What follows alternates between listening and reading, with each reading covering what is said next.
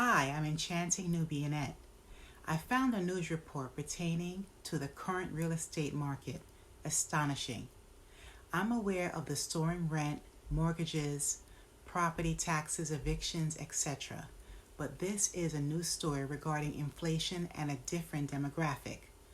Now, while viewing an interview being reported at the River Glen of St. Charles Senior Living Community in Chicago, I learned how much senior citizens are suffering. A few elderly residents were moving out of their senior community living home. Years ago, these senior citizens invested in this community to spend their final years. It's a quaint community with multiple two-story residences. The setting is modern with beautiful landscaping. These independent senior citizens have established solid friendships with many of their peers. The majority of residents lived at River Glen over 1 or 2 decades. I assume the community offers daily hobbies, savory food choices, drivers to take them on errands, etc. Now, before I continue with this news story, please remember to hit the notification button, like, share, and subscribe to my channel. Back to this story. The reporters interviewed a few elderly individuals about the real estate situation. One of the women, Susan French, in her 80s, stated that she never intended to leave. 8 years ago, Susan paid several hundred thousands of dollars when she invested in the home. Susan considered River Glen to be her last home, and she was very upset and even stunned over the last-minute major life change. About 5 months ago, she received a letter in the mail. It was a notice of the changes in her residence agreement. In this statement, a notation of an increase in monthly maintenance fees, taxes, utilities, and more were made. Originally, the fees were a few $100s. Then, a few years ago, the maintenance fees increased to over $1,300, and Susan French and the other residents felt it was very expensive. Well, about 3 months ago, there's a new management, Jaybird Senior Living.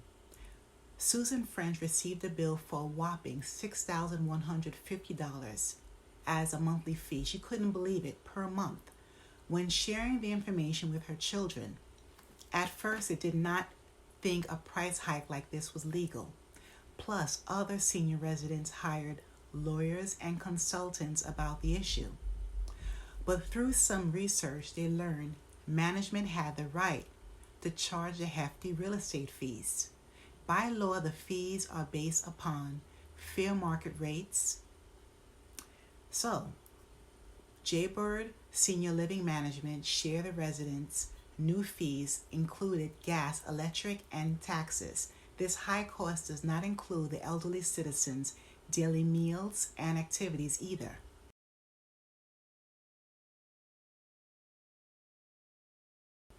Understandably, she was overwhelmed. Recently, Susan, who is over 80 years old, is in the process of moving out. Her longtime friend, Ro Montgomery, was interviewed as well. Ro moved into the residence years before Susan, so her monthly contract cycle and HOA fees coincide with a different pay scale. Although Ro Montgomery can continue living at the residence, it's like a ghost town there. 90% of the seniors have vacated in the past weeks, and this senior citizen is 95 years old without friends. Now she only has her dog as a companion. Like I mentioned earlier, I know the real estate market is treacherous, but I didn't give much thought about the senior center homes and assisted living situations. There's no way anyone who has retired could afford to live in that residence or these type of residences unless the individuals have generational wealth and or passive income streams. Now the senior homes are empty, and I would like to see when they get new occupants.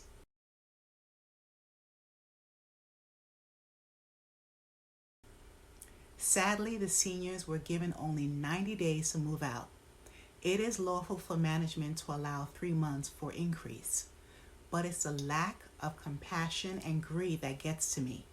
The percentage of homeless people is climbing every single week.